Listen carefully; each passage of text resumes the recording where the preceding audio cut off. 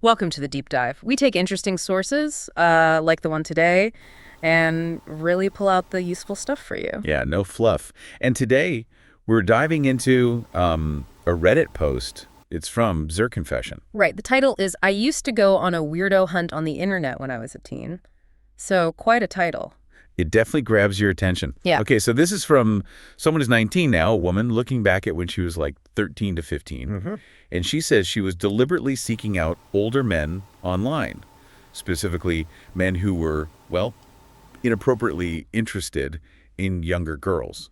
And her goal, she said, was to catch them. So our mission here, for you listening, is to really get into this. Exactly. Understand the behavior, the reactions, what it all means. So let's dig into the confession itself first. What are the key details she shared? Okay, so she's very clear, ages 13 to 15, actively looking for these men online.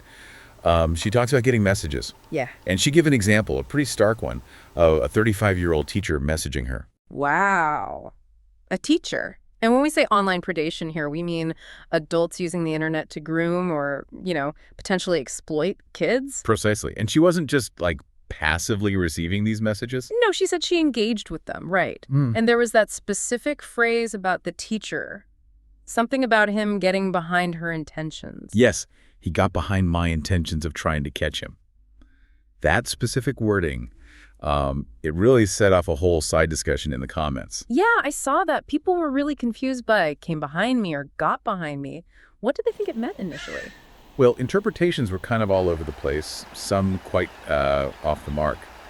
It just shows how text online, without tone or context, can be easily misunderstood. Totally, like a game of telephone almost. But the original poster, the OP, she did clarify it. She did, thankfully. Yeah. She explained it just meant basically he figured out I was trying to expose him for being a weirdo. Okay, that makes way more sense. But it's interesting how that phrase itself became a whole thing. It really did. Yeah. And it led to this other point about language. Someone asked if English was her first language. And was it? No. She later clarified she's German, and that phrase was apparently a more literal translation from Dutch and German, meaning, someone catching on to what you're doing. Huh. Okay. So a linguistic misunderstanding layered on top of everything else. Some people got hung up on the words, others saw the main point. Exactly. But, okay, moving past the phrasing. Yeah. The immediate reaction for a lot of people was about safety, like serious safety concerns. Absolutely. You have a child, 13, 14, 15, deliberately interacting with potentially dangerous adults online. A lot of commenters were saying this is just incredibly risky. They use the phrase playing with fire quite a bit. The consensus seemed to be, look, this is something for professionals, police, maybe psychologists, not a kid. Right, because the potential for harm is just so high. I mean, these people could try to find her, track her down. The power dynamic is completely skewed. Definitely. The vulnerability is huge. But, some comments did try to see it from her angle, too. How so? Like maybe she felt she had to do something, like a form of self-protection or maybe a kind of teenage justice thing, especially if she knew other girls who'd been targeted. Yeah, maybe feeling like adults weren't handling it, so she took it on herself, which leads to the why, right? The motivations. Exactly. What was driving her? The confession hints at it, and the comments had theories.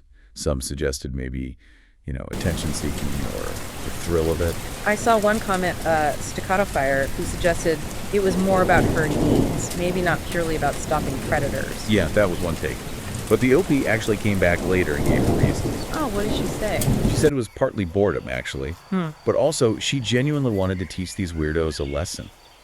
She mentioned knowing girls who'd been victims. Okay, so boredom mixed with a kind of vigilante impulse almost, stemming from seeing others get hurt. That adds another layer. It does. It's not just one simple thing. And it ties into that other comment, H8 folate with you stacks, the one making a dark joke about it being a good hobby now. Oh yeah, comparing it to spotlighting roaches, but still saying be careful. It sort of touches on that whole adult predator-catcher thing you see online. It does, and that's a whole other debate, But the key difference here is the age. An adult doing it versus a young teenager.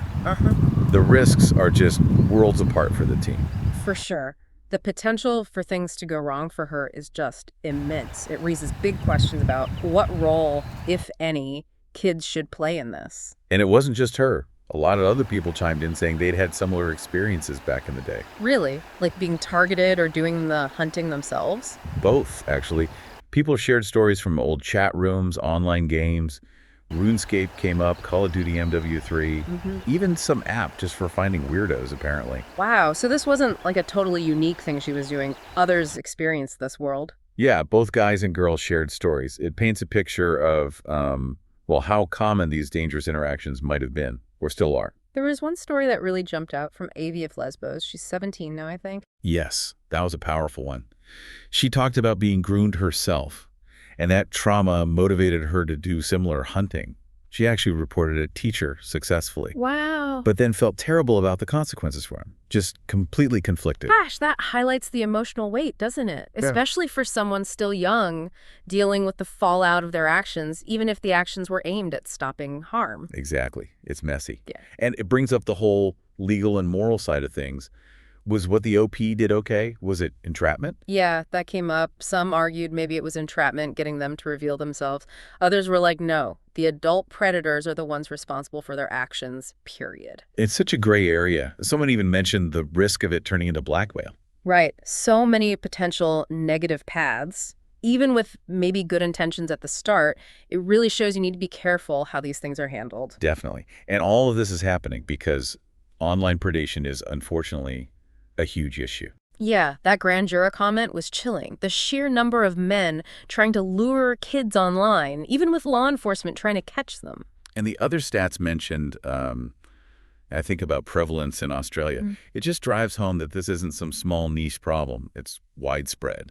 It really grounds the whole discussion in a disturbing reality. Mm-hmm. On a later note, there was that quick tangent about age perception, the OP calling a 35-year-old an old geezer. Yeah, that got some laughs from the older commenters. A little reminder of how perspective changes, right? Totally. And maybe that difference in perspective, age and experience, explains some of the varied reactions to her confession. Could be. And Titania Dreamgirl's comment about the early internet being a wild frontier. Yeah, I liked that. This idea of teens exploring online, bumping into darkness without maybe the awareness or the tools we have now, or think we have now. It makes you wonder how much has really changed versus how much danger is still lurking in similar ways. So the final comments on the post were pretty mixed then. Very mixed. Some strongly condemned what she did because of the risks to her. Others were more like, okay, I kind of get why, but it was still incredibly dangerous. Understanding maybe, but hesitant. No easy agreement. Not at all. The main takeaway was the sheer risk she took on as a teenager. Okay, so wrapping up this deep dive. It started with one Reddit post, but it opened up this huge, complex conversation. Yeah, about kids online, the real dangers they face, the murky reasons people do things online, both the predators and, like, the OP trying to counter them, and just big ethical questions. This post and all the reactions, it's like a snapshot, isn't it? Of how messy and complicated online life can be, especially around protecting young people. There really aren't simple answers. No, definitely not. So that leaves us with a final thought for you listening. We've talked about the risks, the motivations.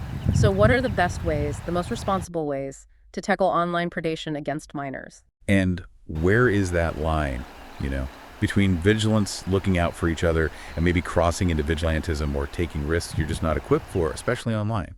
Is that line ever really clear? Something to think about. Thanks for joining us for this deep dive.